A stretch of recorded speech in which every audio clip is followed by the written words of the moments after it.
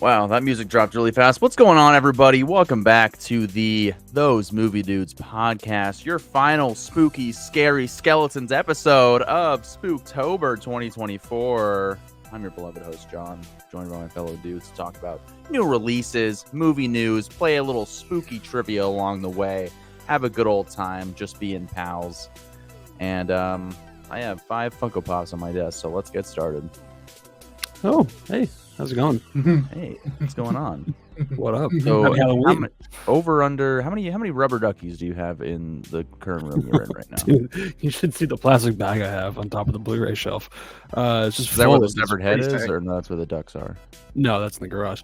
Oh, No, okay. I have tons of ducks. I have a photographer duck. I have a spooky duck. I have a gamer duck. I have a graduating duck. I mean, you He's name it. I graduating? probably Duck have that's it. missing a leg.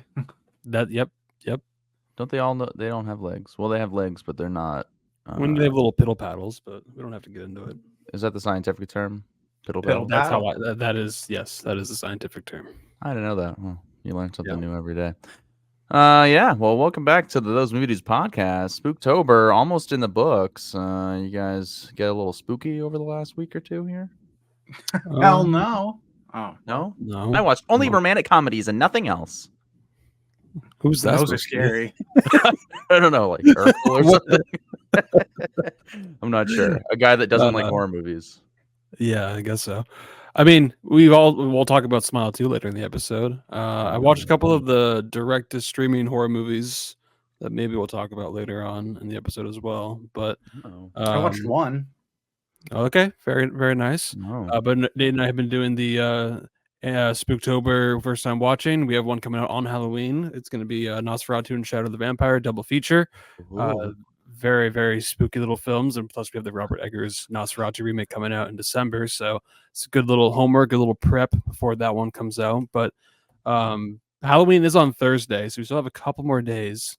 I am looking to try to get in maybe 1 or 2 more horror movies, but not necessarily like a new release movie, not necessarily like a rewatch of a classic or something. I want to go and try to watch something that is a little unorthodox, and I might choose one of these Hammer horror films that I Oh. recently got. This is like the Go what I've like heard is- Core of Dracula. it's kind of like the There. R-rated version of the Universal classic horror monsters. So like Frankenstein, Dracula, Creatures of the Black Lagoon, maybe, I don't know, but like you just have different named versions, like the Curse of the Werewolf. You have Bride of Dracula, Phantom of the Opera, I guess is just they call it that.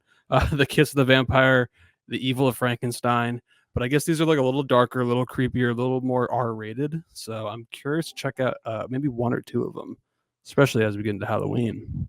Look at you guys going for these old black and white classics. Nate's I rubbing don't off. think these are on you. old and like black and white. Like I think these are what? Those are like, 50s. That's old. 50s? That's Yeah. 70 years old. That's old. All right. Well, I don't know. That's- Sure. that's Me and the Spencer watched no. That's retirement age of a Yeah, that was film. 1922. 102 I mean, years old. Okay. Yeah. Those Yeah, movies are legally able to retire and take money out of their 401k and Social Security. But John, tell me about your Yeah. Halloween plans. I'm sure you have something crazy in the books. I don't. Might go out with my dad. I was invited. No crazy parties, but we'll see come Thursday night. You're gonna dress up.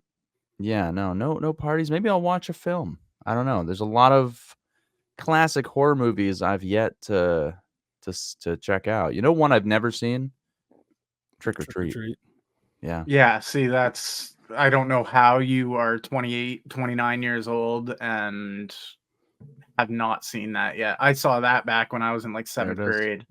I haven't seen The Godfather either, so Yeah, but like, that's not your type of movie, I don't think. haven't you not even seen like Castaway? I have seen Castaway. Forrest Gump. I have seen Forrest Nate's Gump. at the point now where like he's Yeah. actually seen more than like me.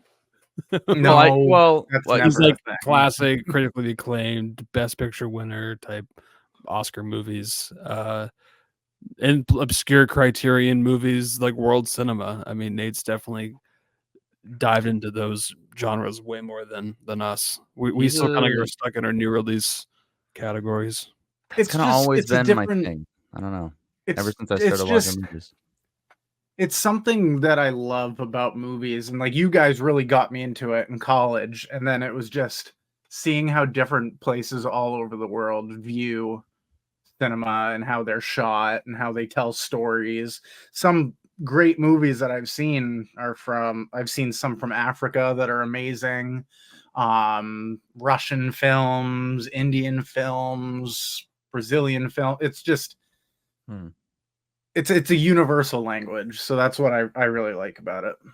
Yeah, Mr. I love International films that Feature. come out of South Korea. I mean, that's definitely Yeah. gained way more popularity with Parasite coming along and winning all the Oscars. But even before Train to Parasite, I mean, Busan, I saw The Devil, Train to Busan, The The One True Wailing. Mother, The Host, his other movies too.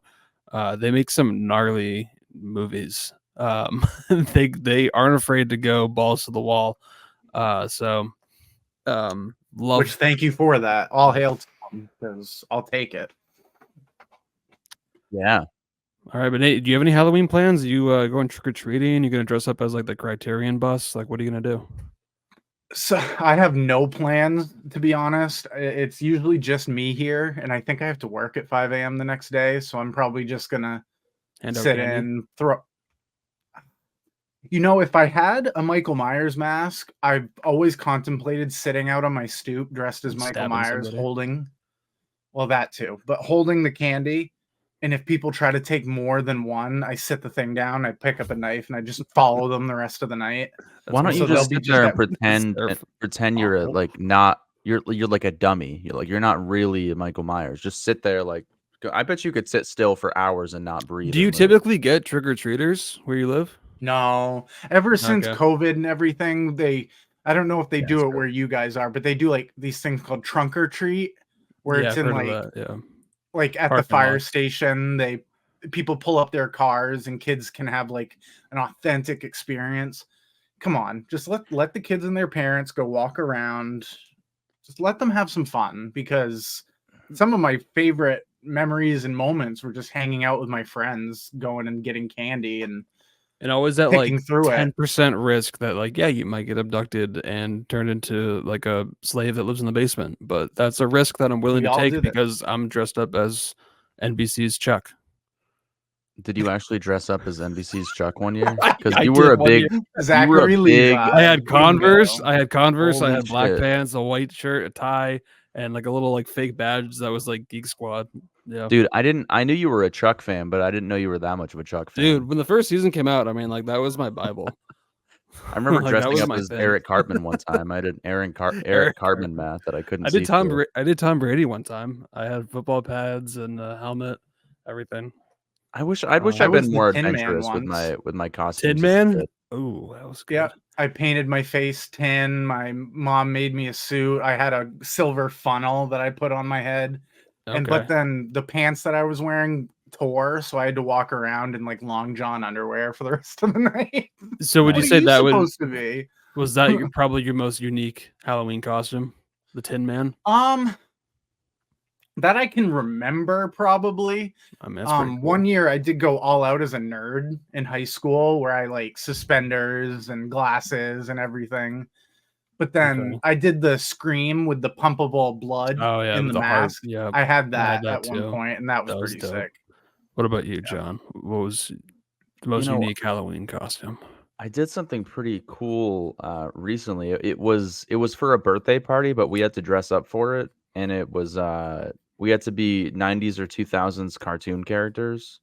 So I made a cat dog costume, Oh, and like I had one side, and I was attached to my friend Mike, and I'm trying to find the picture right now, but it was pretty awesome. Not gonna lie, I was dog. I was dog. And I okay. made the signs and everything. Um, It was pretty cool. All right. Well, let us know what you guys are going to be dressing up as for Halloween in the comments below on YouTube or not.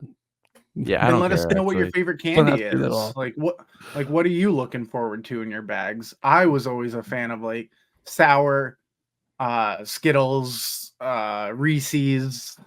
Those were the ones that I drove for. What did you guys pinpoint any like candy corn or good? I and always plenty? nothing in particular, but I always would just hold out hope Raisinets. that one house would have a full size bar.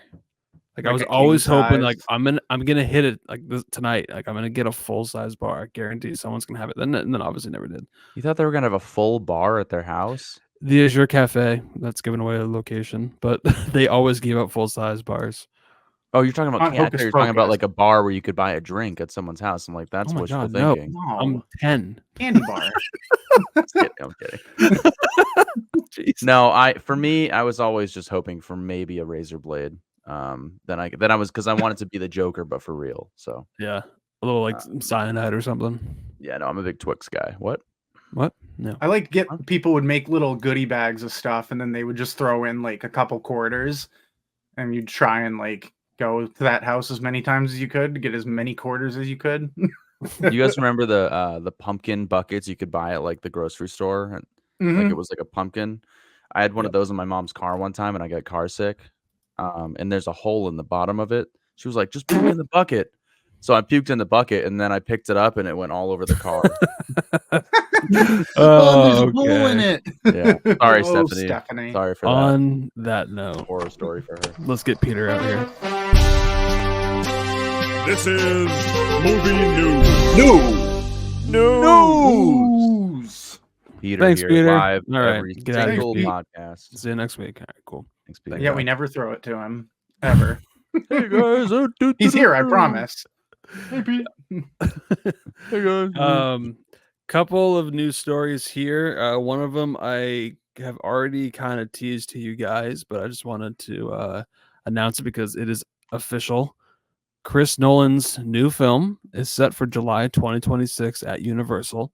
He's going back to Universal Studios because he liked what they did with Oppenheimer. They got him a Best Director Best Director win and a Best Picture win. Got him the Oscars, but he had split with Warner Brothers because they had been working together for so long, and then hated the way they handled Tenet during COVID. So he's like, "Fuck you, Warner Brothers! I'm going to Universal." And Warner Brothers apparently sent Chris Nolan a 7-figure check as like hey, like, you know what, like, We're cool. we're cool, right? And he cashed it and he still went back to Universal for his other movie. Oh my So, god. Might as well. This new movie, there was a lot of plot rumors that was going around of what it could be. One of the rumors was that it could be a 1920s vampire horror film.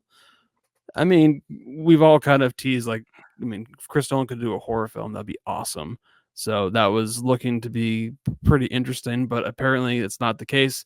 The official plot from Universal, the log line is a pair of aerial helicopter cops with an older mentor and a younger lead. The older mentor is going to be played by Matt Damon, and the younger lead is going to be played by Tom Holland. So, and it's going to be loosely based, kind of remake / his own iteration of a movie called Blue Thunder, which is about helicopter cop pilots. Wait, I know that movie. Yeah, it was written It's by not the Dan Tom Cruise O'Bannon. movie, is it? Oh my god. No, I haven't no, thought that's about Days that of movie Thunder. in years. 1983. Blue Thunder is a different movie. I think Roy Scheider's in the movie from Jaws. Oh. And it's Yep, written he by is. Dan O'Bannon from Alien fame and The Return of the Living Dead. I've never seen it, but I think it's like a late 80s, early 90s action movie. And this looks like we're going to see, I mean, you get Chris Nolan behind it. I like Tom Holland and Matt Damon as a cast. I think that could be interesting. And I mean, helicopter cops, you know, he's going to put the IMAX camera in the helicopter seat, and you're going to get some insane Mission Impossible style action sequences that are probably going to be next level. So I think you teased like I need more of a plot before like I'm really like fully on board here, which yeah, for sure. Like, let's see some trailers. But I'm glad that Nolan is kind of stepping back from his Oscar biopic thing that he did. I mean, with Dunkirk and with Oppenheimer, and he's going back to the actiony fun of like Inception, Tenet, and what could be this helicopter movie. Interstellar. So yeah, Interstellar. Yeah, but what do you guys think of this new Chris Nolan movie for July 2026? 2 years, less than 2 years. It's coming out soon. Oh, we lost focus on Nate. There he Don't is. worry, you talk. Nope. I'll figure it out. Hello. Oh, there he's back. I'm on board. Oh, me too. It's just with what we have, like you kind of, there's not a lot to go off of, but with who is involved, Nolan, Damon, Holland, you have to have trust in it. So I'm looking forward to see where it goes. Yeah, I'm with you. There's not a lot to go off of here. I like the two guys that are going to be in the movie. I like the director. I mean, all three of us are, Nolan fanboys. Will be in there day one to see whatever it is he makes. So, the one takeaway here is it doesn't seem as grand as the big films he's tackled in years past, but a lot of his smaller films have also been really good. So maybe this will be more of like a return to that. I don't To know. me, I mean, this is kind of like Nolan being like, "All right, you know what? I got my Oscar. I got a movie that yeah. won Best Picture. Let me go have I'm some good." fun with some action stars, and let me do some crazy cool stuff with the camera." And this looks like it could be that. But Yeah. my question to you guys now is: who is one person you'd like to see get added to this cast? Who is one actor or actress that you would like to see co-star with these two leads, Matt Damon and Tom Holland? Who's somebody that you Zendaya. want to see work with Chris Nolan? Zendaya. Okay, fair enough. I know. I mean, you Okay. already know she's got great chemistry So with fun Tom. That's fact, not even. also, It's not even a joke answer. Like it really isn't. no, She's I get it. incredible. But the thing is also, this movie's going to come out July 2026 at Universal. And in the same month, July 2026, Spidey 4 is coming out with Tom Holland. Right now, these two movies are scheduled to be a week apart. That's a lot of Tom Holland. Ugh, that's a lot of Tom Holland. He's going to be on a lot of Jimmy Fallon, Jimmy Kimmel, Jimmy everything. Massive projects. So something's got to have to get pushed here. I mean, famously, Barbie and Oppenheimer, they were going to come out together, and they're like, something's got to get pushed. But came out in box office, was great. But this is a lot of Tom Holland for me. But you're going to go with Zendaya, which is another movie with Tom Holland and Zendaya. That's a week apart. Yeah, I mean, how about like, give me like, Nate, do you have somebody? I have a couple. Just because I'd like to see how Nolan would do with them. Either like Carey Mulligan or Vanessa Kirby as like Interesting. I wasn't gonna say as like a love interest, but maybe if they're like cops in a helicopter, maybe one of them would be on the ground, kind of communicating in between as things are happening. But then you'd always want to see like a classic guy come in and play. So like a Willem Dafoe. I know he gets overdone sometimes, but you throw him in there as like a gritty like cop police chief. or exactly. Or a boss, like a pod boss or something that controls the underworld.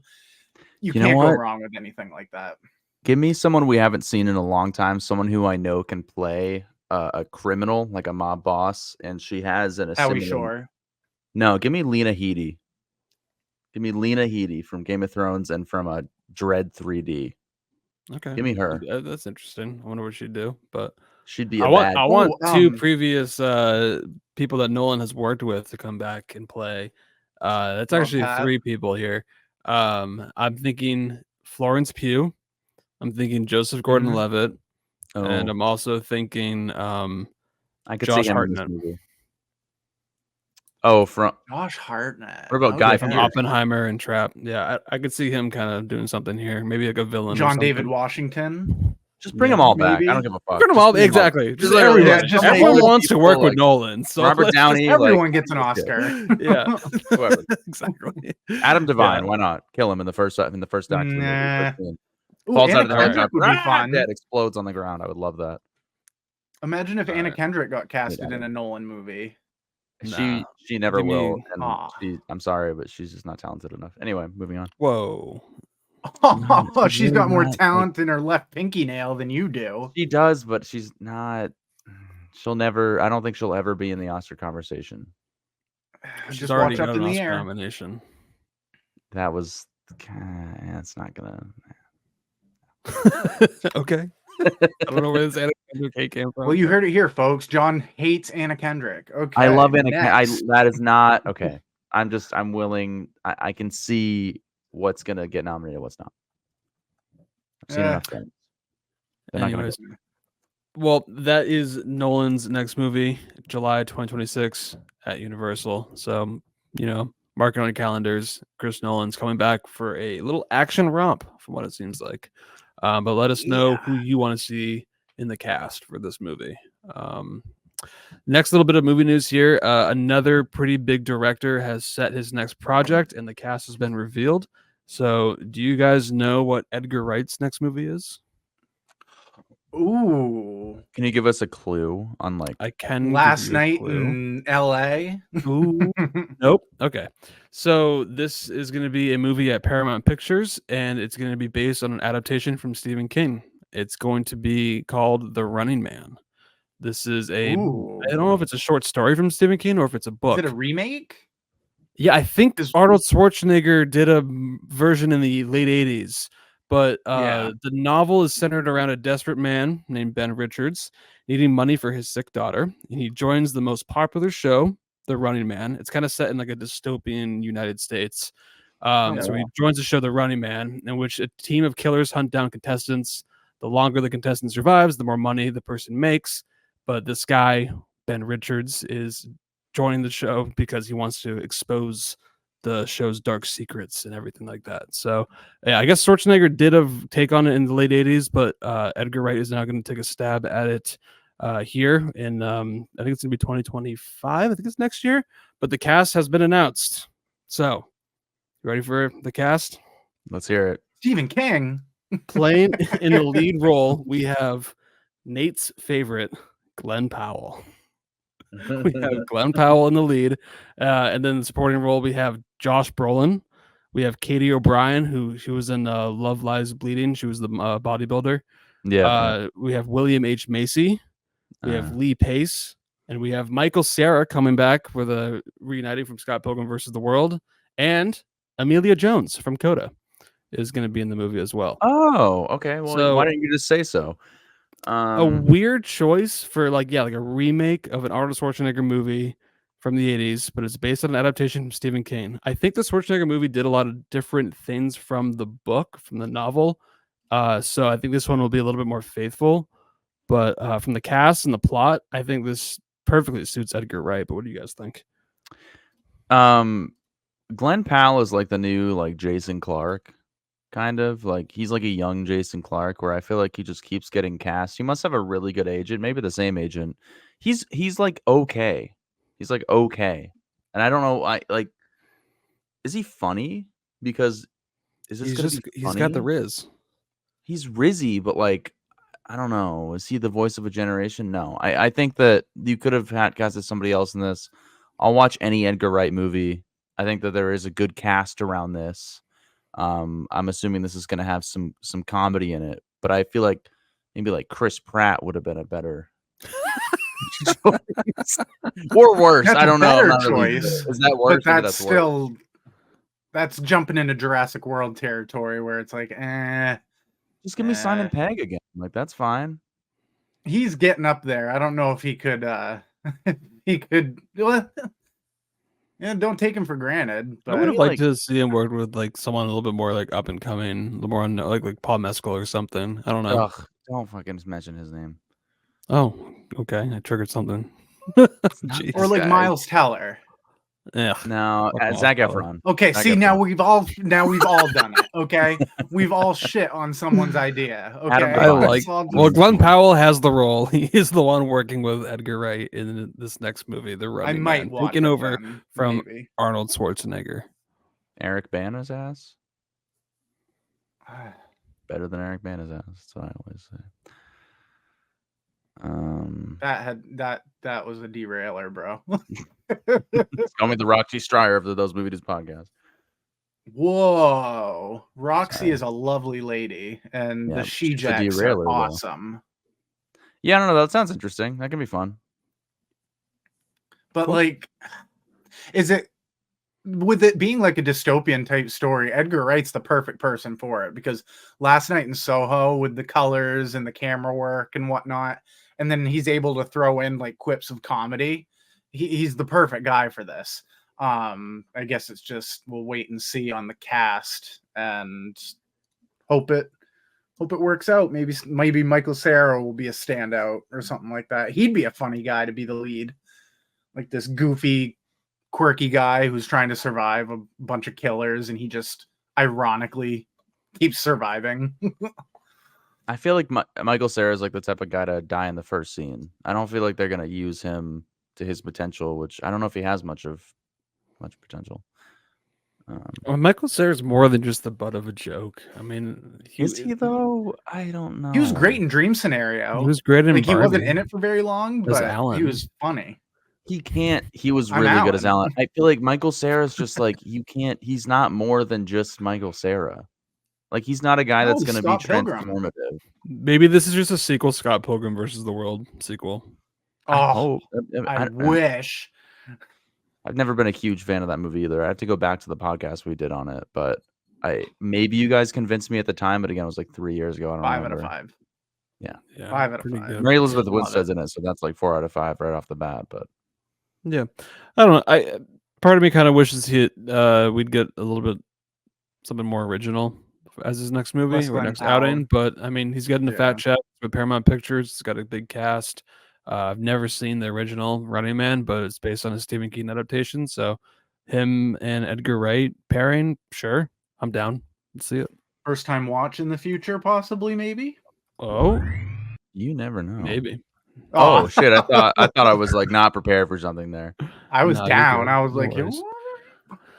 All right, well, that's it for movie news. Just a couple of big directors have some new projects, got some casts that have been announced, so something to look forward to in the future in the world Hey, man. of cinema. news. I think also one quick little news thing. This might have happened like a week or two ago, but they wrapped filming on 28 Years Later.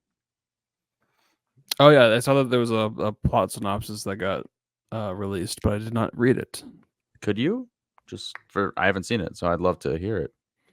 I didn't read the plot synopsis, but I saw that it's out, so like you can go and find out what the movie's about. But I haven't done that yet. But Okay.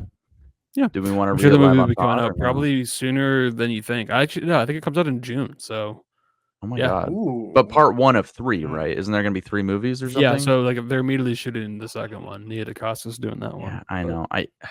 We'll see. And I don't think we have Killian. Cillian Murphy in this one. I think he's in the second one. This is like a new story or something. But Right. Another Either really way. big production just wrapped too, but I forget what it was. either way, I feel like it's time for Nate to make a choice. Maybe. Oh, Black or white, 1 or 2. It's Nate's choice. What you gonna do? Fight or flight, hot or cool. It's Nate's choice. Tell me what you gonna choose.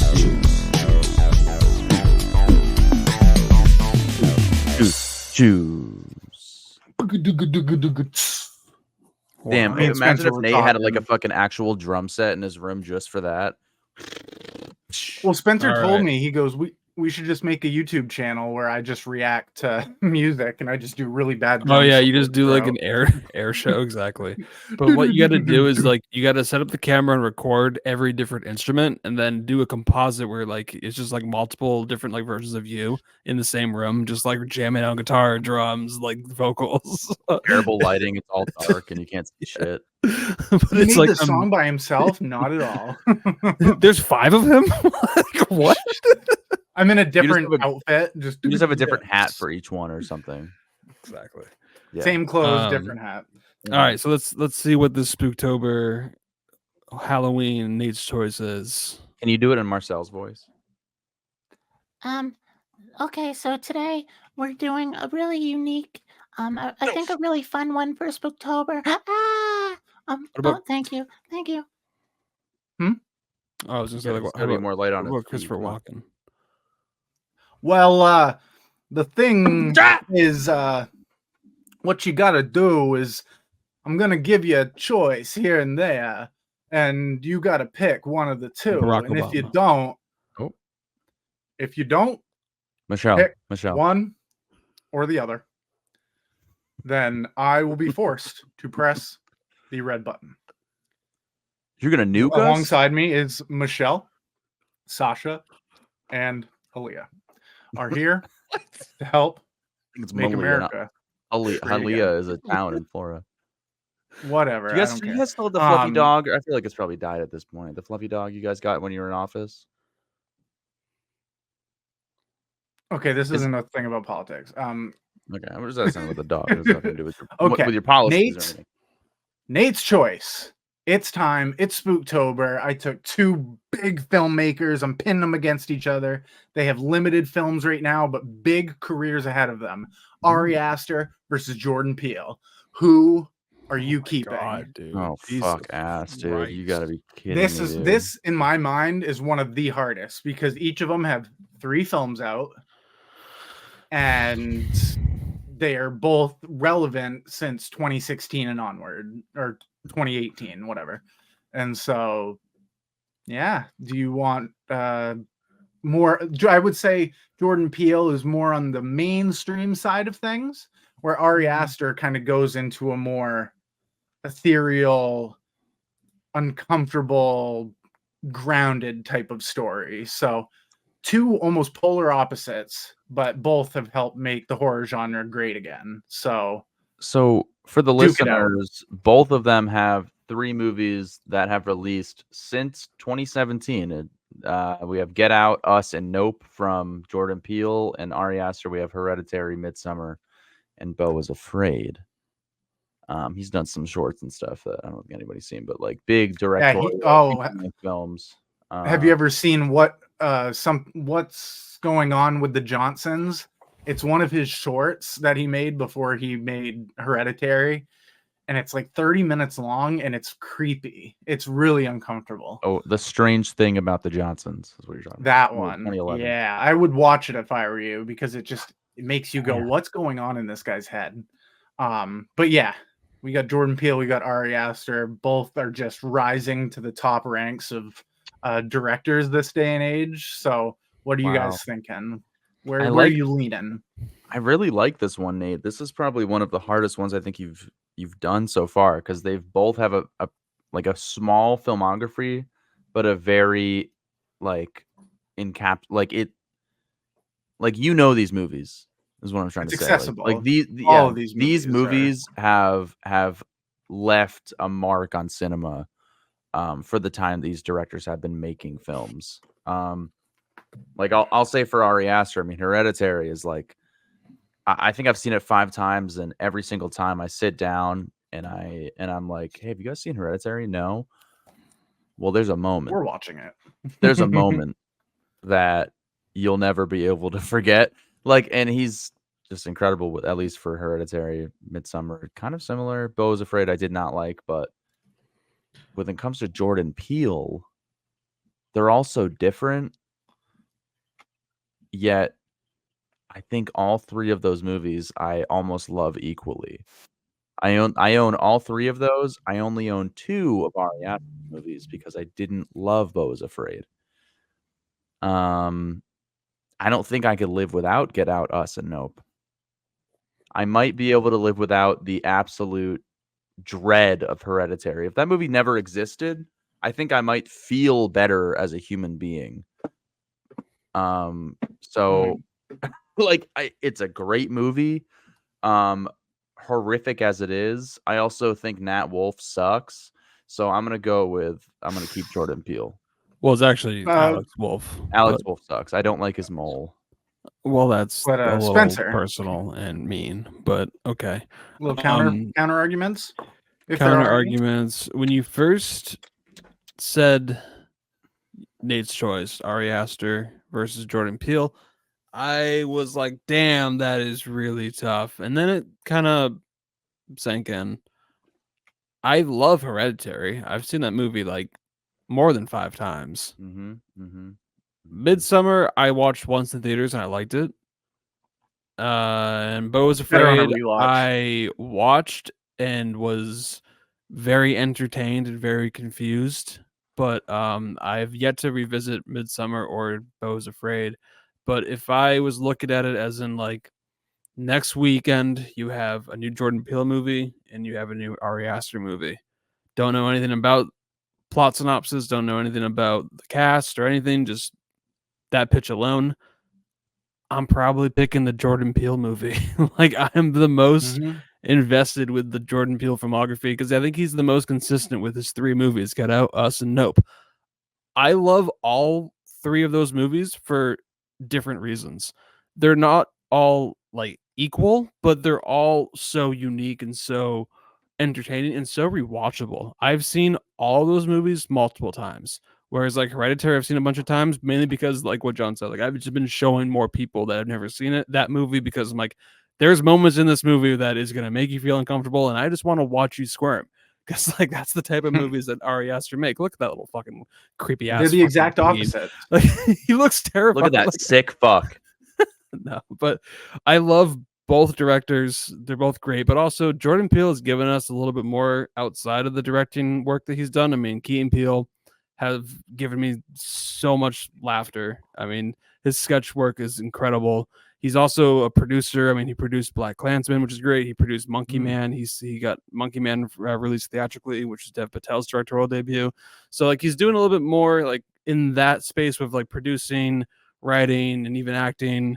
I And don't know if also the rules of directing. Nate's Choice would eliminate the producer. This is the person, Jordan Peele and Ari Aster. Ari Aster's produced some stuff. He did Sasquatch Sunset. I think he did. Oh Jesus! Some other thing. I did Dream Scenario, which was like good, but he hasn't done as much yet that Jordan Peele has done. Jordan Peele has contributed a little bit more. But filmography wise alone, take anything else that Jordan Peele's done, filmography alone, still picking Jordan Peele. So Jordan Peele. Okay. Yeah. Let's go. Wow. Again, I'm in agreement. Sorry, with, Hereditary. with Spencer. Hereditary. I may like Hereditary more than any of Jordan Peele's movies, but I'm still picking Jordan Peele. How do you just have these on your desk? My he's right next to his collection collection. right here. Okay, because you're not getting up and I like can grab just anything. happen to have the. All right, that's crazy. I mean, I can't. Mine are like I'd have to be Mr. Fantastic to be able to reach Nope right now. Yeah, Nate. There's What about 12 you, of man? them. I feel like Hereditary was one that kind of left a lasting impression on you. Maybe over these other 3 Jordan Peele movies. Is that enough? It did, because me and Spencer saw the last 9 o'clock showing at Bangor Mall Cinema. He goes, "Do you want to go see this? It's the last time we'll get to see it." So I said, "Sure, let's go do it." And it changed me. I don't know if it's for the better, because I can pop this in at any time and just giggle and have a great time. But like I look at it like this, and I was thinking about this while you guys were giving your thoughts. I would pick Hereditary over Get Out. I would take Us over Midsummer. But the deciding factor is I would take Nope over Beau is Afraid, because it's just a tad too long. I respect it, and I appreciate the ambition and the metaphors and the story and Parker Posey taking her top off. Like I accept all that stuff, but I'm edging it out to Jordan Peele just because I think he's got more of a mainstream appeal. More people get it, appeal. People know who he is. Thank you. And I think it's a little easier for people, instead of, oh, you want to go see a new movie this weekend? Let's go see an Ari Aster movie.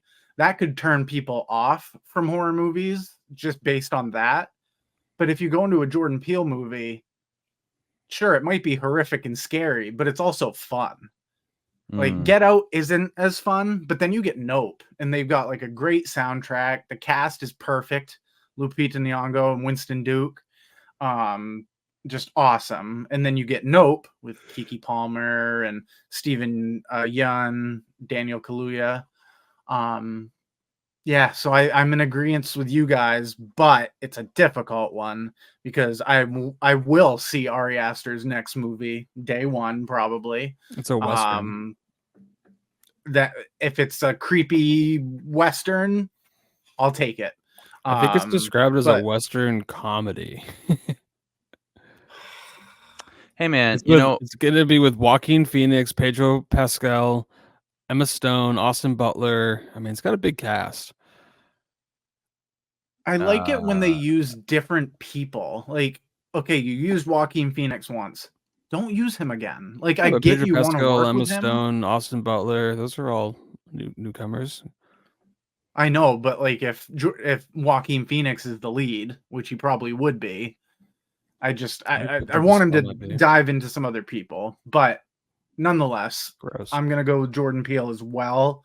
But it's a close one. It's like neck and neck race to the finish, but I think Jordan Peele edges it out in this Nate's Choice. But let us know how you guys feel out there. Maybe there's some Ari Aster heads that just don't like Jordan Peele's movies, and that's totally valid because people have their own tastes.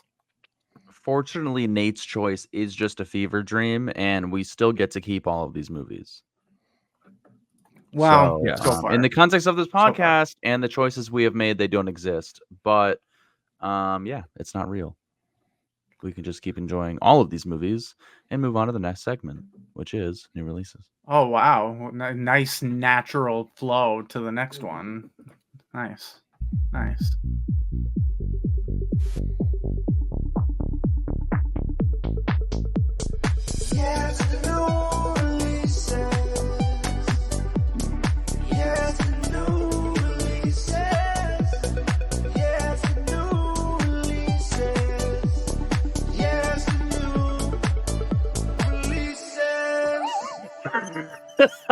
Like out of breath. Jesus Christ. That's the most I've moved all day. Yeah, you're sweating. I can see it. Yeah, holy You shit. look like a handicapped basketball player, just like begging from the pass you the ball. Like haven't moved since like 9 a.m. when I got rolled out of bed. Anyways, this is the segment where we talk about new releases. So That was awful. That was just awful. No, you do that on Okay? purpose. I know you're doing that on purpose. Of course 'cause I that's how you do. do it every time. yeah. No, but really, we're here to talk about new release movies. As you know, I'm mainstream what I love. Going to the movie theater. I have AMC A-list for $25 a month. And I have an AMC credit card. I'll show it to you right here. It actually exists right here. AMC credit card. You want to see my numbers? Oh, and they're gone. And Oh, someone already snapped it. just like and that. You're screwed, bro. Go frame by frame. Maybe you'll get it. Can you imagine? That might have been a mistake what I just said. I have no credits left. What the hell? What happened? Why do I have 10,000 rewards and nobody's paying off my credit balance? Anyway, we definitely have some movies to talk about. Some spooky, some marginally spooky. I figure I don't know if have we all seen? We'll find 2? out. We'll find Have out. we? Why Smile does 2. it have to be such a big? Oh, okay. Hello, Smile, Smile 2, 2. starring Naomi Scott, Kyle Gallner, and Lucas Gage. Oh man, Smile 2. Smile 2. Have you guys seen the first one? Smile 1 or Smile? I have seen the first one. Yes. This movie, Smile, it was made for streaming only, Paramount Plus, and then it tested very well in test screenings, and Paramount's like, why don't we just release this theatrically? So they released it theatrically, and it made like $200 million, made a boatload of money. And That's they're like, insane. thank God we put it out theatrically because we have a hit. Let's make a sequel, Smile 2. So I did see the first one. I liked it. It was way better than what I thought it was going to be. Because remember when the trailers came out for that one, I was like, this looks like this typical garbage teenage horror movie that's just going to be kind of a cash grab and just nothing but jump scares. But the movie was pretty psychological. It was pretty disturbing. And the scares were pretty gnarly. But I didn't love it, but I still liked it. But what about you guys? I was very pleasantly surprised with the first one. One of my favorite things about it was the fact that it was rated R, because if this was PG-13, the theater experience would have been a living hell. Not because of the movie, but because of the audience going to those type of movies. And I think the movie itself did actually have a lot going for it. Seeing the trailers at AMC leading up to it, it did, I agree with Spencer, looked terrible. And it looked like a movie that was going to be, really bad and have like a 10% on Rotten Tomatoes. Come to find out, it was done pretty darn well. And it was very spooky. It did have some jump scares, but actually had a lot going for it. So I was kind of hoping that would translate to the second one, and more or less, maybe. I don't know. What about you, Nate? These movies scared me. I jumped a lot, especially during the first one. When I watched it, I was just so uncomfortable. And before I went into the first one, all I could think of when seeing the trailer was that Lucy Hale Truth or Dare movie with the really crappy CGI smiles. And just more faces like that freak me out anyway. But this one made it really psychological and kind of hid things from you. The smiles look more authentic with like a little bit of touch up to make them look more sinister. But unsung hero of the first one, I think Susie Bacon was awesome as like this slowly just withering and becoming unhinged as this being starts taking over. And I think it translates to this one pretty good. I didn't care for the lead as much in this one, but I do think she did a really solid job just following this pop star who's gone through some bumps in the road and comes back and gets put in a really crappy situation. Let's just say that. And yeah, these movies scare me. I don't know why. They've got jump scares, they've got creepy built up tension, and stuff that even happens right in a bright scene that still freak me out. So I'll see these any day of the week, but I will admit there were some times in this movie where I'm sitting in my chair and I'm like, okay, yep, that got me, even though I'm coming. Yeah. Yeah, I think when it came to the Smile 2, what really intrigued me was kind of the concept of it, where it was like it's this Taylor Swift, Ariana Grande type who's kind of just coming off of an accident, and coming back into the spotlight. She's about to go on tour and release a whole new album. And I think the idea of her dealing with this situation amongst all that chaos was really intriguing because she really has nowhere to hide. It's not like she can just go home and hide. Like she has her mom's up her ass, she has her agent, she has all these things and like fans everywhere, and there's really nowhere to hide from Smile coming after you or whatever the hell it is. So the concept in and of itself was pretty scary from a day-to-day aspect, and then itself was also very scary. I mean, it's just very unsettling. It's not doesn't make you feel good when people come and smile at you like they do in this movie. And they also add some realistic type fears that someone like this would go through, like a crazed fan that is obsessed with you and is willing to do anything to get close to you. And that ties in perfectly because they might have a creepy smile. And if you're stuck in her situation, you're not sure what to believe. Is this person a real person, or is this, the demonic entity that we're used to seeing? And they pull it off in some good ways with that little girl. She's pretty iconic, where like in the first one, I'd say the first girl that you see smile is the one that sticks out. I think in this one, it's probably that little girl because she just walks up, her t-shirt is signed, and she just stares at her while the photo's being taken. Yeah. Very uncomfortable. Yeah, exactly. And that's the thing. It's like if you have seen the trailer for this movie, unfortunately, I feel like you have seen pretty much the majority of the scary moments. But the thing is, like, I'm more freaked out and get more scared by the tension leading into the jump scare than the jump scare itself. Because like the jump scares never really got me that much. Maybe aside from one involving like her friend that killed himself with the weight, but I mean it's in the trailer, so you know it. But what I really thought this movie did better than the first one was actually the lead character. I thought I was way more invested with Sky Riley, and because it was a pop star, and like, I like that setting a little bit more because they, like John said, like there's nowhere to hide, and she's a public figure, and so like there's just always people looking at her. So I was a little bit more intrigued with the story this time around, and I thought it was a big step up in terms of directing and craftsmanship from Parker Finn, the director. Because this guy has done a short film which was based on the woman in the poster of Smile, who like initially walks into the therapist's office and kills herself and passes the curse off to the lead of that movie. The short film is based off her, so she makes an appearance in Smile as like the person that gives off the curse. And so he's only done movies based on this demon and this curse. So it's like I'm now at the point where it's like, all right, I get it. I don't want to see a Smile 3, even though the ending like sets it up to be like this, like I don't want to get into it, but like it has a place to go for a third movie if they want to do it.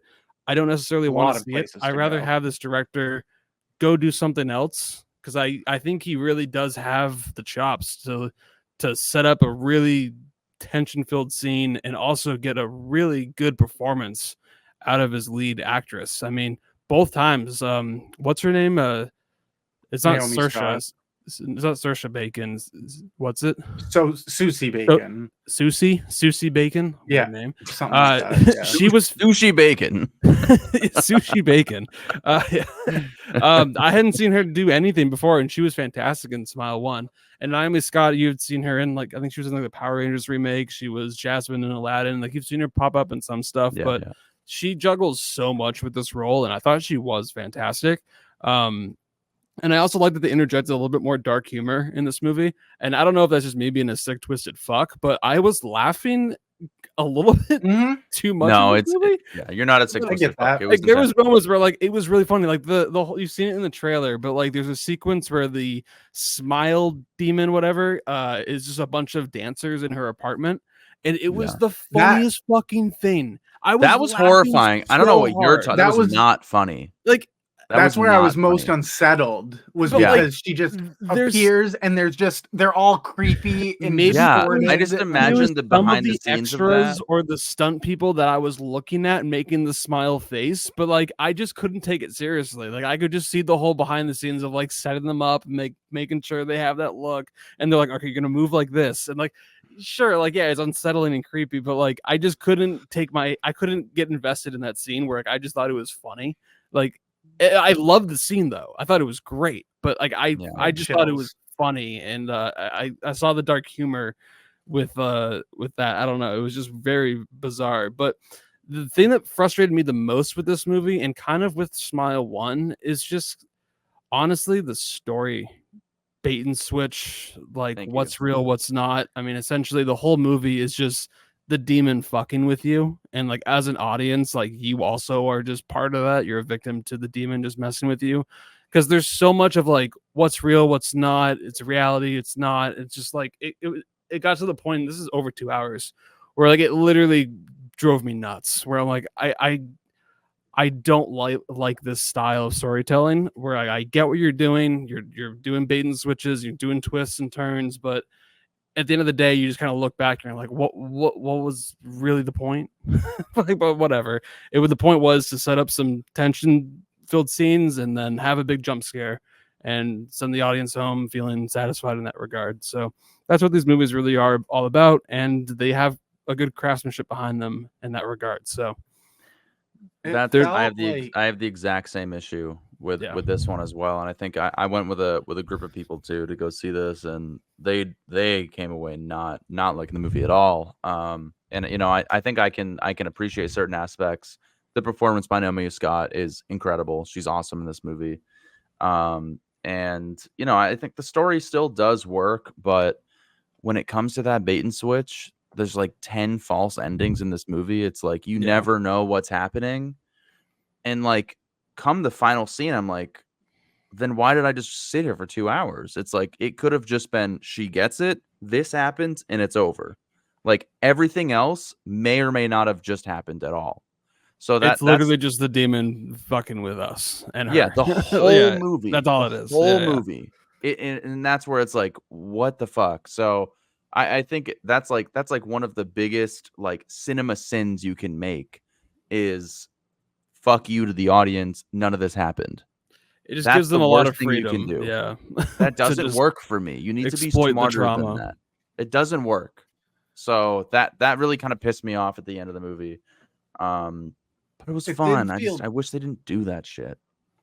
It did also feel, and I was kind of noticing it during the middle of the movie, it almost matched Smile 1 beat for beat.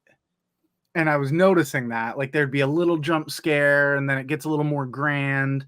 And then there's one that happens that's kind of like the computer in the first one where the girl just kind of pops up. I'm just noticing similar beats in the story as it goes. But I will give it credit when it gets to the end and you kind of get the realization that everything is imagined.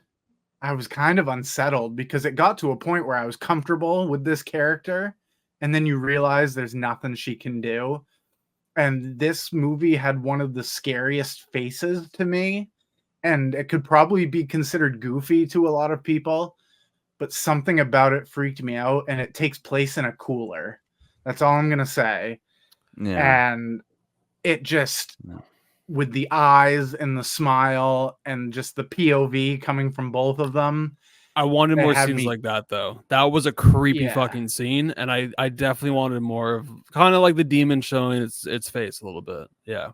Yeah. and almost playing like a Freddy Krueger type of character, like taunting you, making you think you're going crazy, and which is kind of what it does, because things happen and then she, like, her dressing room gets destroyed and she starts blaming her assistant or whatever, but it's because she saw the thing coming out and smiling at her, and it's making her question everything in her life. And you think the people closest to her wouldn't do that to her, but then you guys kind of got into it saying that just kind of deceives the audience, which you don't really care for. And Right. to me, it made it unsettling because I could never feel comfortable with what's happening because I know that it's not true.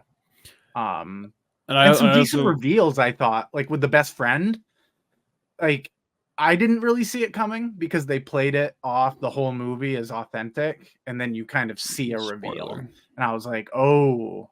But yeah, it is what it is. And I also went into this movie with a group, and we were kind of talking beforehand because we all liked Smile 1. I don't think any of us like loved it or anything, but we were all talking about like, I wonder what the sequel is going to do in terms of like expanding the lore of the demon, because Smile 1 ends with a pretty big reveal of like, and also a very cool practical effect of the demon kind of like coming out of a person and like growing and going inside of somebody. It was a really cool moment, but like, you don't know much about this demon, where it came from, what its intentions are, and everything like that. Not that you really need it, but I was curious to know like what they're going to do with here in Smile 2 to kind of expand on that, and they really don't. Like Nate just said, like they basically just remake the first movie, but just on a more bigger level of, it's a pop star, it's famous, and we can go, I don't know, like we can bend the rules, and we have a very loosey goosey approach with the lore, so like we can get away with a little bit more. But at the end of the day, I mean, the movie is essentially just a mashup of other horror movies that we've all seen and love. Like, I mean, it's very much like The Rain. It follows. And it follows. Like, you get Yeah. like this curse, this demon that that no one else can see. It's only after you, and you have nothing you can do. You're gonna die, and it's just a ticking Or you time have to bomb pass until it. when you're gonna die. Exactly. So it's like, That's you've seen this movie done many times before. It's just on a different scale, different versions. But it's like, at this point, I get it. If they're gonna do Smile 3, like really like dive into the lore or something, but don't just make the same movie again. So or end it. or yeah, Come end to it, a sure. definitive I'm end. also fine with the end that they had here, which is like, because let your imagination wander. Like, okay, wow, like sure, that's can what happened happen. in this world. But for what this But was, she's though, great.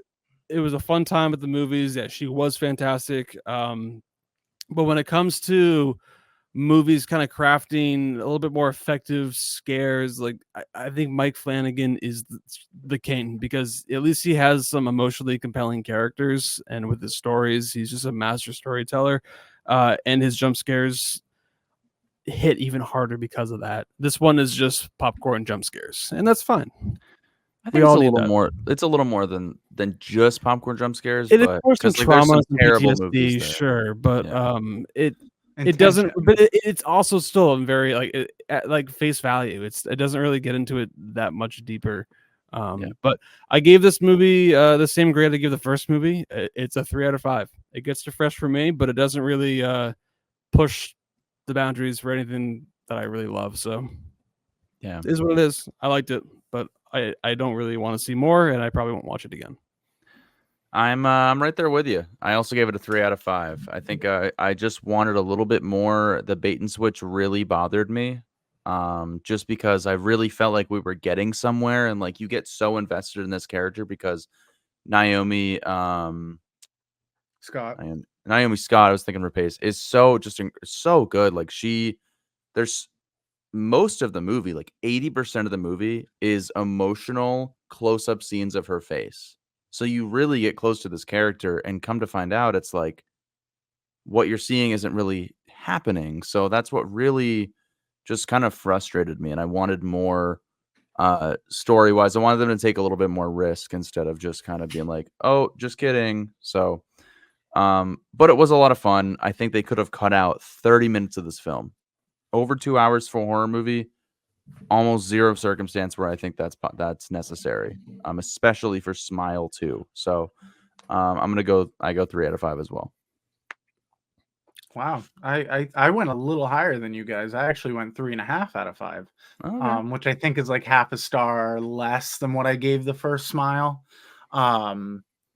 But just movies like this, and I'll be the first one to admit it, scare the crap out of me. I jumped. There was a creepy scene down a hallway in pitch dark that freaked me out, even though I could kind of see it coming. And just being deceived into thinking that what you're seeing is real and then having it be pulled away from you, I think can be done in a really clever way. But when it's done, almost every scare is set up in the same way. It can kind of deflate the power of the scare. But these movies will continue to scare me. If they do come out with a third one, I can guarantee I will probably see it. And yeah, Naomi Scott, I hope to see her in more things. Love to keep her in the horror genre, but if she branches out, then good for her. But yeah, it's a 3.5 out of 5 for me. I definitely left the theater sweating. I'll just say that much. Yeah. Yep. Yeah. All right. So All that right. is Smile 2. I do believe at least one of you guys checked out another film that I did not get a chance to see. Oh, That's something you'd yeah. want Depends to on what it is. check out. Yeah, I we don't- saw a little We Live in Ooh. Time, a little Andrew Garfield, Florence Pugh romance film from A24, also directed by John Crowley, who has done we got to get the banner up. There we go. He directed Brooklyn, which is a movie that Nate and I love from 2000, I think 17 or 16 or 15 probably. Fuck, it's been 10 15, I years. think. Damn. Yeah, I It's think been it's 10 been years since the movie 15. came out.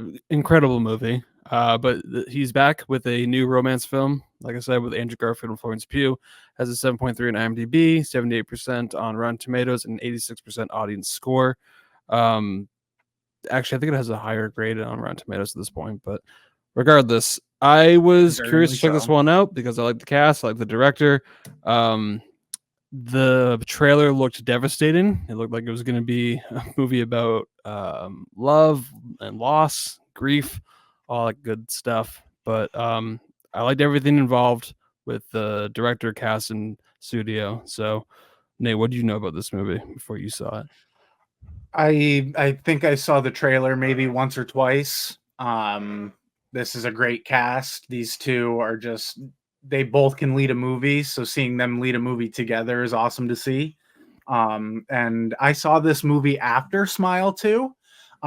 It was going to be between this and Conclave, and I thought seeing Smile 2 and then Conclave would be a very dreary, depressing kind of day. Not saying this movie doesn't have its sad parts, but this one's a little more lighthearted, more loving, more real, and just two phenomenal performances. And I might say it right now, I think Florence Pugh could get a nomination. I think she steals this movie out of the two of them. It would be a long shot for sure, but I mean, she has got an Oscar nomination already, maybe two. I think maybe at least one at this point. But Her chops in this, she is fantastic in this movie, and she does have a couple of moments where she is like delivering, and you are just like, she's one of the best actors working today for sure. She's great in this. And yeah, this movie it had great performances, and it was a really heartfelt and somber story. But I thought the movie did a really good job of not being overtly depressing.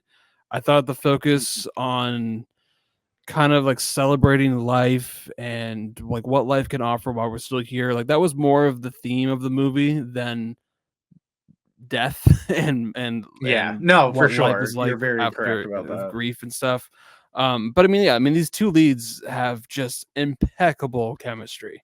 I mean, these guys could have impeccable chemistry with a toilet seat, for fucking crying out loud. I mean, And they these do guys a are couple scenes. Like there's a couple fantastic. scenes, yeah. And together it's like you buy them in love instantly. And I gotta say, I mean, this is by far the most romantic movie of the year, for sure. I Mhm. mean, it's gonna be a hard movie to beat in that aspect.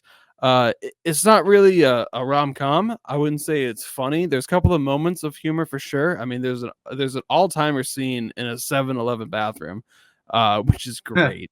But I think, Awesome. I mean, and so I really like this movie, but I had some issues with the story structure and the narrative itself. I mean, I thought the movie was a little montagey for my taste. I think I wanted a little bit more substance with the story. Like, I think I wanted it to be a little bit more focused, because at times when it did hold on to a scene like the 7-Eleven bathroom, or like a cooking show competition scene, when they choose to do hang on for a moment in time, I was fully invested. But the first half of the movie, it's very kind of jumbled and it jumps around a lot. And I never really was confused in what timeline we're in of the relationship, but I kind of wanted to hang on a little bit longer with some of their moments, because I was so invested in their relationship and I thought they were just so great together. So maybe that's just me being, I don't know, ignorant and wanting more fucking screen time with No. them. But you No, know, I you get gotta what you appreciate the mean. moments of life, and maybe that's what the movie was trying to do, because it's an hour and 46 minutes. I'm not saying like I want it to be longer, but I don't know. Towards the second half, they hang on a little bit longer than scenes, where the first half is a little bit more montagey. So there's a little bit of a gripe, but nevertheless, still a very romantic and yet sad tale of love and loss. Yeah, I see what you mean, and I agree with you on some level. But I didn't mind it as much because I thought it was cool seeing how that part of their life is able to progress, and then it cuts back to before that, and you kind of see organically how the moment you just saw comes to place. And so I like that about it. But it's the chemistry between these two. Like they're the reason why you should see this movie, because they do such a good job playing off each other. Um, and they genuinely seem like two people that have just met for the first time, and they approach a relationship like this in a really real way. Like they see each other for a little bit, and he talks about wanting kids, and they have that discussion, and all the stuff about like her past and him not knowing everything, and just showing that there's vulnerability in a relationship like this. But it also comes with some of the strongest bonds, because you just see all the obstacles that they have to go throughout this movie, and you see some of it in the trailer. But just how they're both able to kind of not hide from each other, because I feel like in movies like this, they might have the couple, like, say, split up or something like that and pull them apart. But this movie does a really smart thing where it forces them to sit in a room together and figure stuff out and like talk a relationship through. Or if one of them happens to leave, they come back after they've thought about it. And so I think they did a really good job at thinking the relationship through and making it feel relatable. Not saying I've been in a situation like this. We're talking about kids and whatnot, but just the honest conversations that you have to have. There was a real powerful scene in a doctor's office that it felt like I was a fly on the wall. She like hands them this thing of cookies, and I'm just like, this seems like something that a person would do in this type of situation. And it was really grounded, and the music was beautiful. And yeah, some of those montages, like you said, in the 7-Eleven and the cooking show was very just exhilarating. It made you want to root for them and see them succeed. And I think they did a really good job at portraying that. So what'd you give it? I gave it a very solid 4 out of 5. Okay. I'm typically not the biggest fan of romance movies in this way, but this cast had me sold because these are both Oscar nominated powerhouses.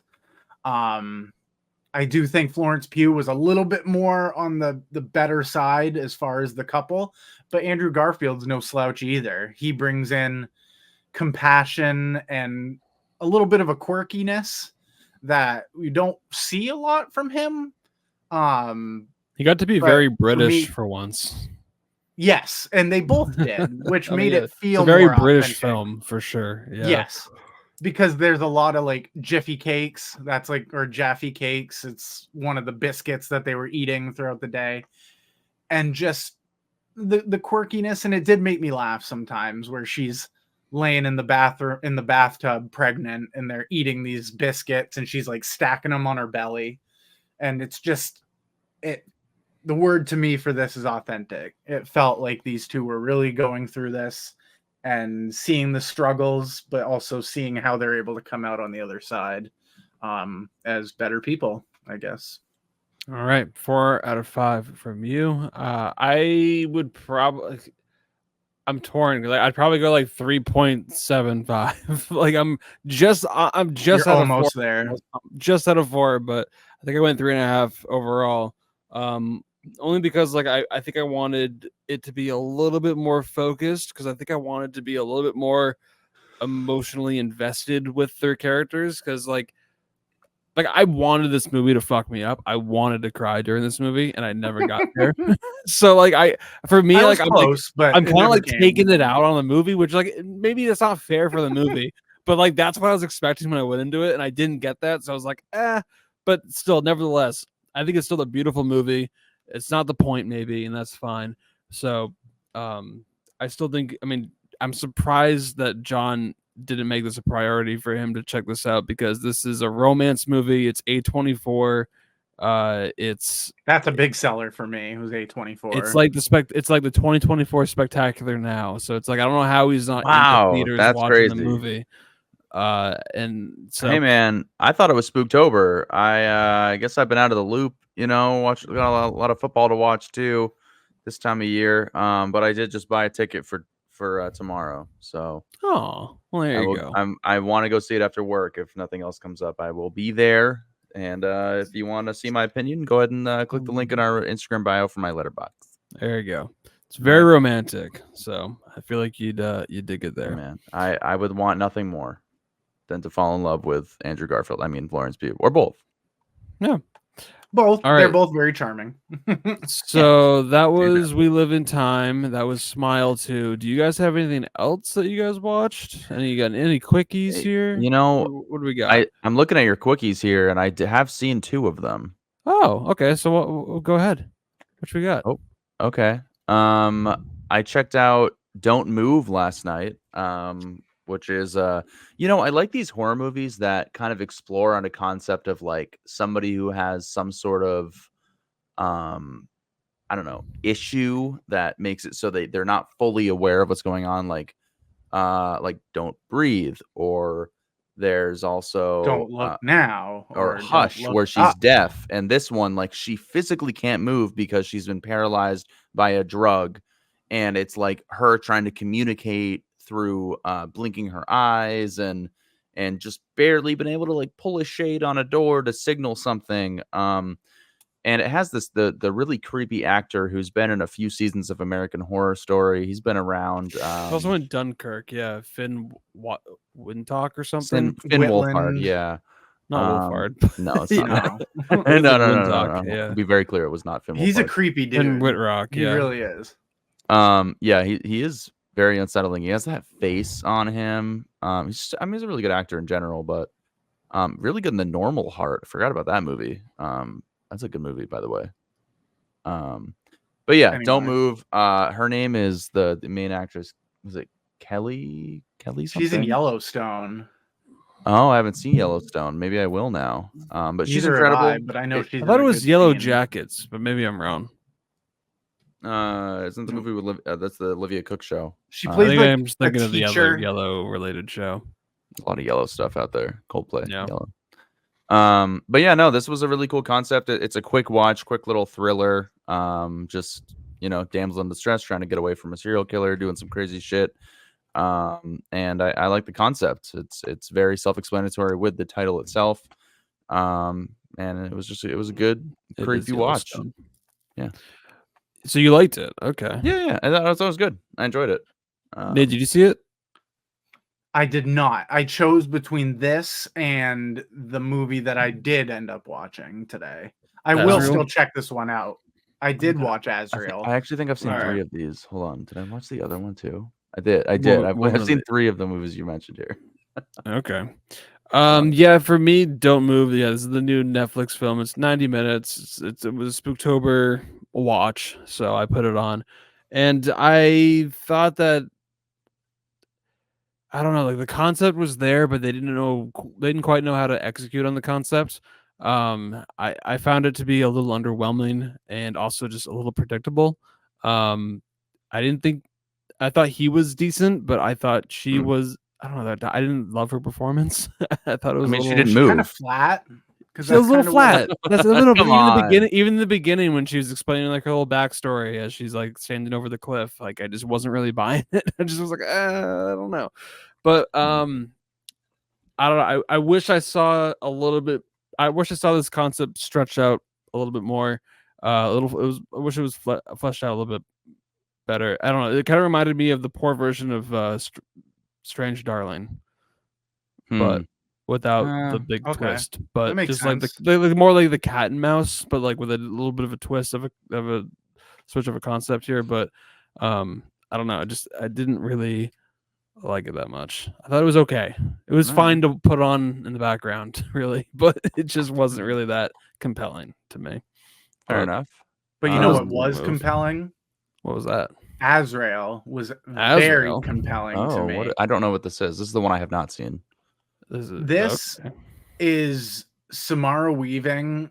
To me, Oh. I would say at her freaking best, and she doesn't say a word.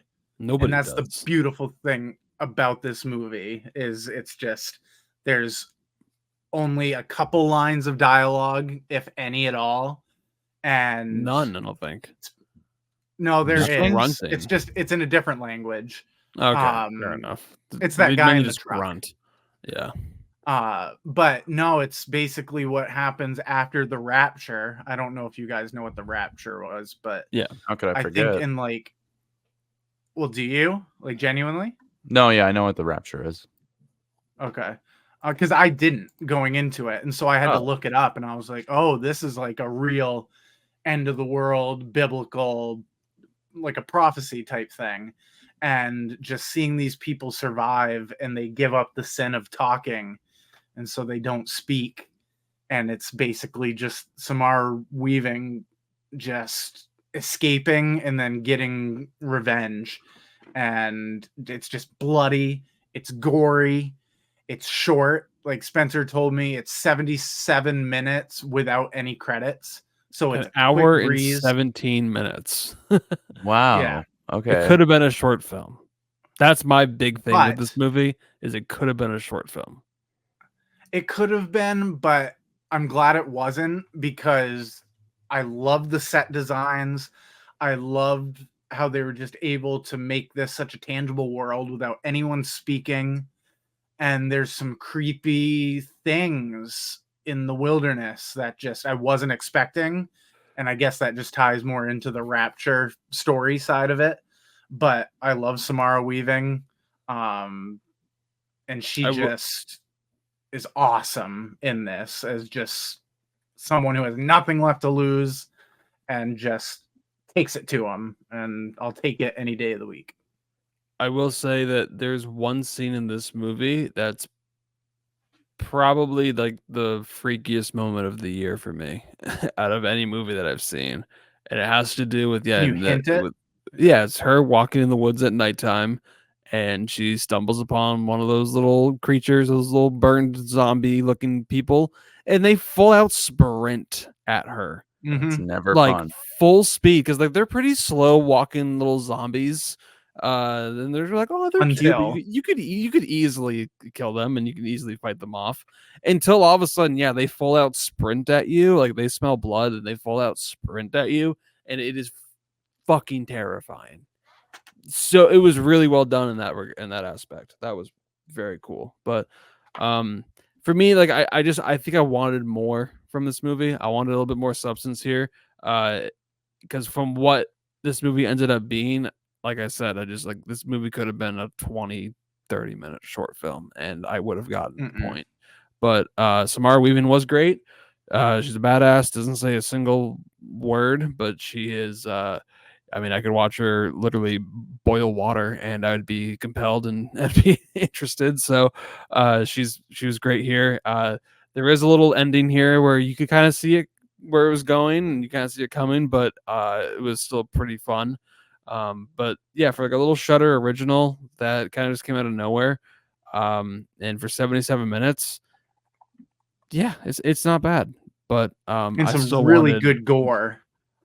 yeah, Really it's good very gore. bloody, really bloody. But I don't know. I still wanted a little bit more out of it, but it was fine. I It low was key loved it. decent.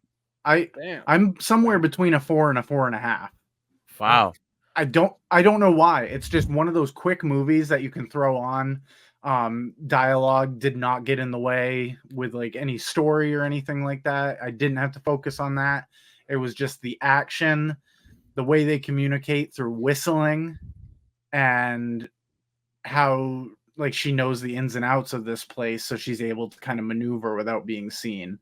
And it's just I don't know. It's just fun. And plus, when there's blood and gore and heads being ripped off and stuff like that, I can't ask for much more than that. Especially coming from Shudder, I'll take it. Hell yeah. You guys are gonna have to give me the login because I don't have Shutter, so I'm gonna need that. I can get it to you. Oh, I would appreciate that. all right. And John, was there something that you had seen? Was there something else? Yeah, on I the mean, list? I Real mean, I don't want to quickly? go too long here, but I did see Woman of the Hour and I did see New Life. So Woman of the Hour, Anna I don't know Kendrick. what the hell New Life is. But I've also seen Woman of the Hour, but yeah, what the Yeah, a I New just Life. randomly saw this on your letterbox and I saw Yeah. that you give it a 4 out of 5. I'm like, what fucking rabbit hole did he I don't think I fall gave it a. down I don't think I gave it a 4. Did I? I did. to find this movie that like seemingly just doesn't exist?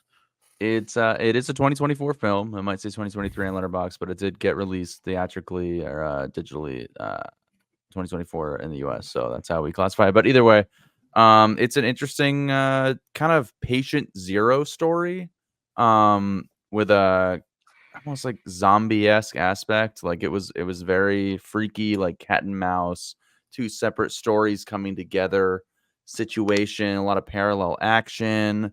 And yeah, I mean, I had a lot of fun with it. It's a movie I don't want to give too much away, but if you just want like I'm in like the quick hour and Is a it half thriller streaming mood. somewhere? Like where do you find this? It's on Apple TV rental. I think I rented it for like $6. Oh, Yeah, it's just direct to DVD movie. Actors I've never heard of. Mysterious woman on the run and the resourceful fixer assigned to bring her in. Their two unique stories inextricably link as the stakes of the pursuit rise to an apocalyptic proportion. So, like I said, I think it's a little bit COVID inspired, but with a more like 28 weeks later idea.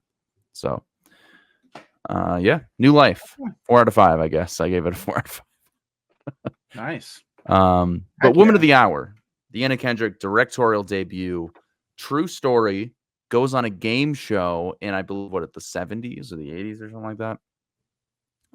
Yeah, I think it was struggling the 70s. 70s, struggling to make it in Hollywood, gets an opportunity to go on a game show. Come to find out, one of the contestants is a serial killer. Rodney Alcala. Yeah. Pretty interesting concept and just cool to see Anna Kendrick out there from Portland, Maine, directing, acting, in a movie. So it was interesting to see her go this route. It's very like obvious. I think she's she's making a statement with this one a little bit, especially this time of year, election year. But I thought it was a really interesting concept. I think it gave it more stakes considering it was a true story. The guy, very unsettling. There's some really kind of horrific scenes with him alone with women, just kind of being like, hey, let me just take your picture. Like he goes for these runaways and a very, very true crime-esque, this movie. But pretty fun. Nonetheless, I had a good time with this one. I definitely want to check it out at some point because I know about this serial killer and what he did and stuff like that. So, yeah, he's the dating game killer for a reason. Yeah. Spencer, did you see this one? I did. Yeah. Okay. For a directorial debut, it did not seem like one. I thought this one, she seemed like she knew what she was doing behind the camera. Like I thought this one was very, very decent.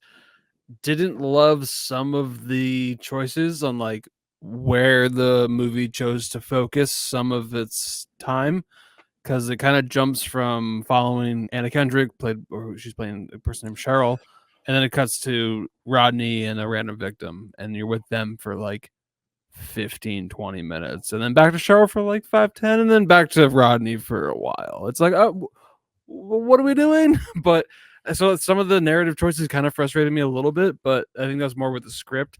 But for directing, she said like one of her biggest inspirations for this movie was No Country for Old Men, and that is very clear with some of the scenes, especially with Rodney out in the desert with the victim. Like there's some very uncomfortable and unsettling scenes that kind of evoke that Javier Bardem character in that movie. And he was terrifying. And there's a great sequence of Anna Kendrick and this guy Rodney in a parking lot at night. Yep. It is, you are on the edge of your seat. It is very well done. So can't wait to see what else she does as a director. And I thought I thought she did a very good job. And it was a tiny little movie on like a micro budget, and it got picked up by Netflix. It premiered at TIFF last year, like over a year ago. So I think that Anna Kendrick, she's a director to watch for, and that's pretty exciting. So very decent.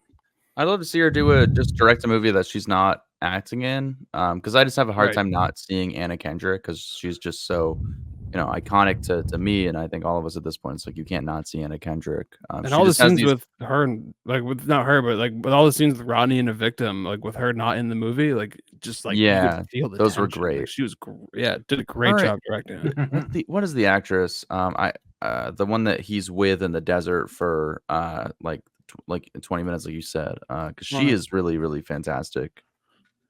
All the performances are very Autumn good. Beth. You even see like these comedians that you are used to seeing play like very light roles. Like I think Tony Hale is like this misogynistic game show host, and then you have Pete Holmes as like this as her friend, but really just wants to sleep with her and is kind of like nasty. Yeah. But in real life, they're like the nicest fucking people. Like it's pretty funny, like the casting here. But the guy who played Rodney was fantastic. So I'm very excited to see what else he does. He's a really good actor. But I went 3 out of 5. Decent movie. She actually does bring one of her lesser known cast members from Pitch Perfect into this movie too. So I didn't realize that until right now. But yeah, no, it was very good, very unsettling, and very, very Spooktober-esque. I think it came out at the right time. And a movie that probably not a lot of people are going to see, but it's probably worth checking out if you got an hour and a half. So, Woman of the Hour. Yes, Anna Kendrick. Thank you. Boom. Well, all right, everybody. Glad we made it through another episode. Didn't hit 137, but that's okay. If you'd like to follow us, you can do so at ThoseMovieDudes on Instagram, Facebook, TikTok. If you're listening and you'd like to watch us, go on YouTube. Type in ThoseMovieDudes podcast, all one word. you will find us. Subscribe, help us get to 100 subscribers, hit the notification bell, and you will see first-time watches in full video quality on YouTube as well. That's going to do it for us. We'll see you next time. Happy Halloween. Quack, quack, motherfucker.